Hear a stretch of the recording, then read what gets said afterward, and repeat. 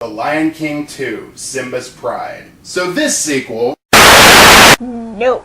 FanFiction Critic, where the hell have you been? Never mind that. I am not going to stand by and let you praise this movie while we're on the same website. Wait, you have a problem with The Lion King 2? Problem is an understatement. The sequel is nothing but a blatant cash grab with bad characters and a weak plot meant to get more money from people like me who loved the first movie. Really? If this were Atlantis 2, I'd agree with you, but The Lion King 2 seems to fare a lot better than most of the direct-to-DVD Disney sequels do. Really? How? Well, it's true that the animation isn't as good as the first ones, and the plot isn't as huge in scale as the originals was, but I think The Lion King 2 really has a lot going for it, and it's not really fair to completely discount it as a movie.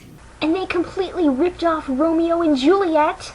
Yeah, and the first one ripped off Hamlet. Your point? Yeah, it's true. This one is more of a story of a forbidden romance between Scar's successor Kovu, who is totally not related to Scar, we swear, and Simba's daughter Kiara. It's forbidden because Simba banished the lions who were loyal to Scar after he took his place as king to the Outlands. Kovu's mother Zira raised him to usurp Simba and take Scar's place as the head of the Pride Lands, but Kiara realizes that Kovu isn't a bad guy at heart, he was just taught to be. So it's a clash of tradition versus adaptation. The other Outlanders really just want a place to live, while Kiara wants her father to reconsider.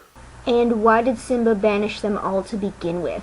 Gee, I don't know. Maybe because they wanted to kill him! While I said it's not as good as the original, the animation is still pretty good for direct-to-video standards, and Kovu and Kiara proved to be pretty likable. And you know how the original movie had some of the most memorable songs in Disney history? Well, this film has a pretty underrated soundtrack too.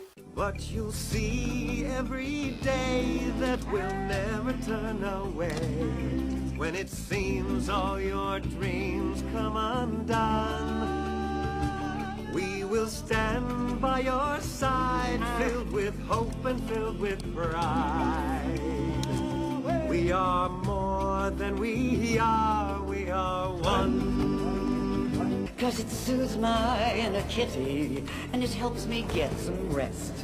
The sound of Simba's dying gasp, his daughter squealing in my grasp, his lioness's mournful cry, that's my lullaby.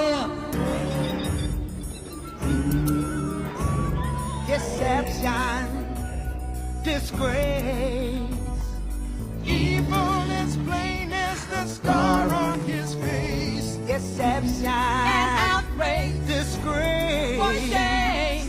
He asked for trouble the moment he came. Really? There's a place where the crazy moon makes the monkeys sing and the baboons swoon, and the sultry scent of the lotus bloom will carry you away.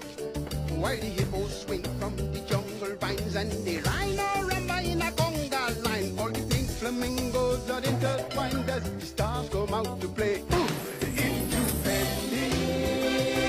Yeah, except for that one. That one was terrible. Plus, it's kinda creepy too. It's Rafiki basically teaching the two lovebirds about the birds and the bees. But besides that one really stupid song, there's really nothing that's wrong with this movie. Oh, come on. Do you honestly remember any members of Kovu's family? Well, I remember that his brother was played by Andy Dick, and looked like him, and that's kinda it. I do know that he had a sister too, but she was barely in it. There. Right there. See? Okay, I acknowledge that the characters aren't as memorable as the original, but the key phrase here is, as the original. And let's face it, The Lion King is a pretty tough act to follow.